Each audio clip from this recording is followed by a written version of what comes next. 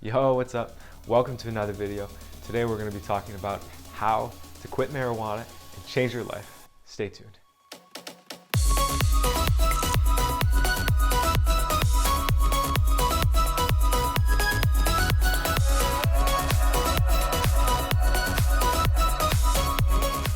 Yo, what's up?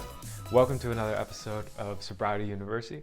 On this channel, we talk about how to quit substance abuse, addictions of all kinds, drugs, alcohol, you name it. Today's video is going to be talking about marijuana. So last series we talked about alcohol, and like something I've learned through this process is that all addictions are very similar in the sense that the same patterns that kind of cause us to become dependent on X, Y, or Z kind of play out similarly across basically anything we're addicted to. So what's cool about this is that if we can identify one and learn how to tackle one, kind of learn the ins and outs of it, we can apply that to the next addiction that comes up, and it becomes much more of an easier process. And eventually over time, it's just like, oh, here it is again. I know exactly what to do. Let's get at it. And so that's kind of a cool approach to take, especially when it can feel like daunting, like, oh my God, I have so many addictions, holy shit, how am I gonna ever deal with this? As I say in the program, one at a time. So today we're gonna be focusing on marijuana. Now, marijuana is kind of like a newer one that's coming up into the atmos, you could say, of addiction and all that.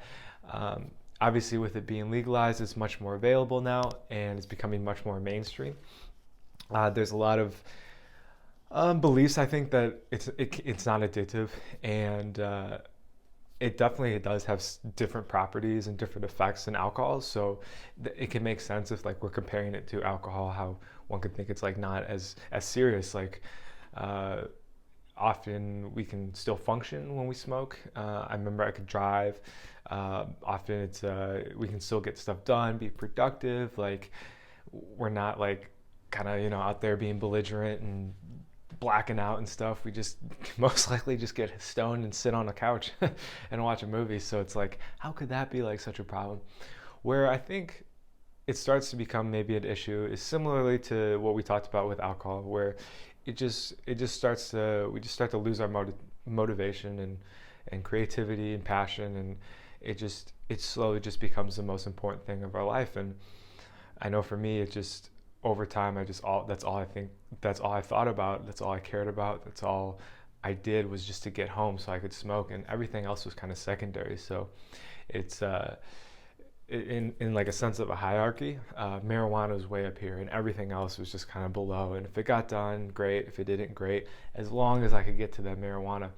And what happens is when we quit, that kind of pyramid shifts, and it's like staying healthy, getting sleep, that becomes at the very top. And then obviously, if we're not using marijuana anymore, it's at the very bottom. We're going to just recap what we talked about in the previous video with going to meetings. Super important, I think. Doesn't work for everyone. However, it could be that thing that kind of gets you going and gets you on the right track. It was for me, just having other people that I could talk to about like what I was going through and just the effects of weed and stuff, and it helped me feel less alone and kind of gave me like a little community. Plus, we could just laugh because it's just like just the insanity of just getting high every day and just doing nothing. It's just ridiculous. And having other people that like had that same kind of just realization, like, man, this is like such a waste of life. It was really just powerful. That being said, many people can use it healthily, so I don't want to say like if you're using weed, you're wasting your life and you gotta quit, and it's like, duh, how dare you. It's just saying that like for many people, it does become that kind of thing, and just like the days start to go by, maybe even years start to go by, and one day we wake up and it's like, shit, 4 years is gone and I'm still stoned all the time, and it sucks. So nowadays with meetings, they're more online, which is really actually, I think, a blessing in disguise, because where I'm from, which is in Wisconsin, there's like 2 meetings in the whole state, in person anyway.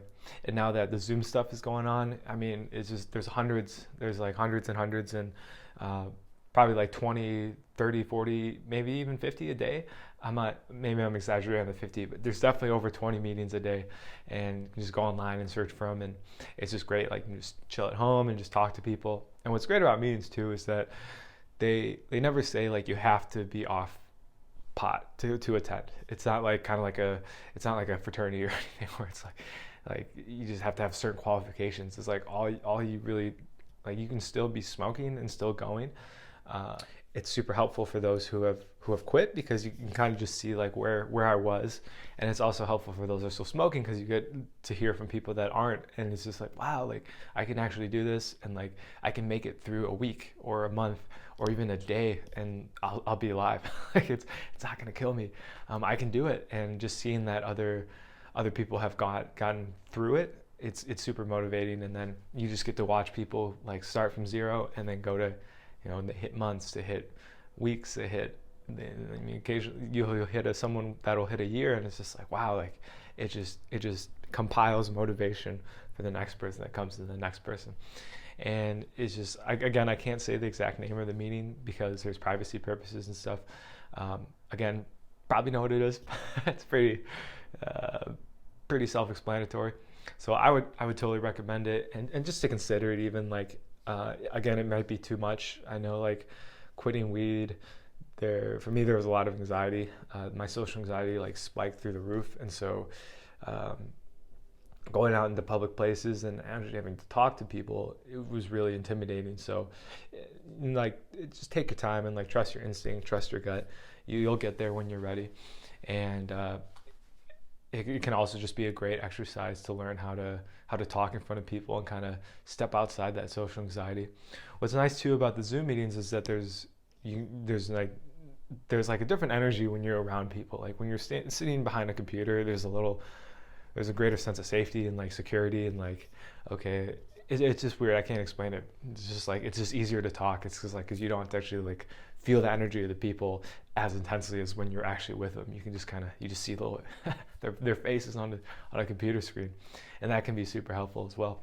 So the next one is going to be exercise. So with marijuana, it gets stored in our fat cells. The THC does anyway, and it can take, depending on how much we're smoking, from like 3 months to 6 months to a year to actually have all the THC completely flush out. So that's why a lot of people, when they take drug tests and they're not smoking, however they have in the past, like maybe recently, it might still show up because it's stored in our fat. So exercise is a great way to help detox the body. When we start sweating, we can start kind of like flushing that stuff out. And plus, it's just like,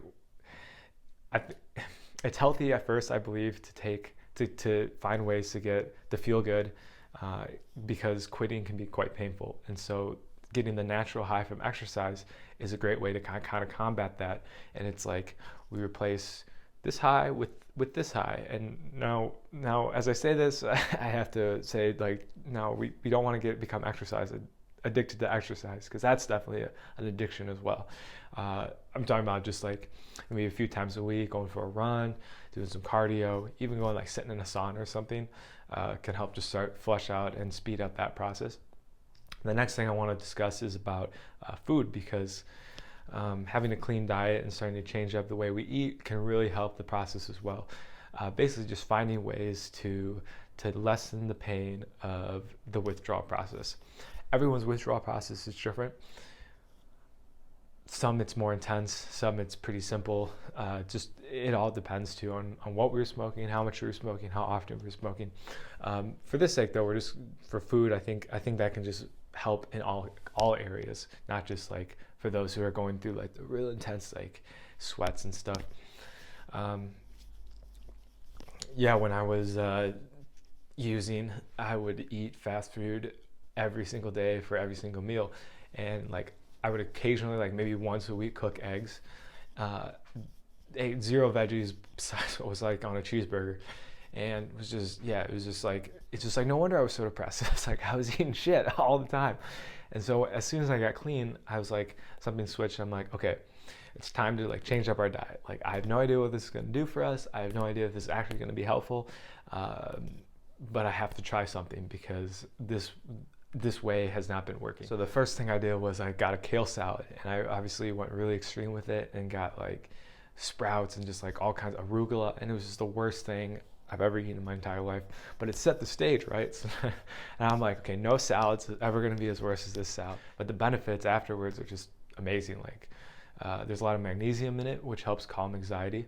So that's why food's, I think, so important, because a lot of the stuff we eat really affects how we feel. And when we're feeling really anxious, coming off those withdrawals from pot, it can be really helpful to have something else to kind of help naturally quell our anxiety. So kale, anything with magnesium is super healthy.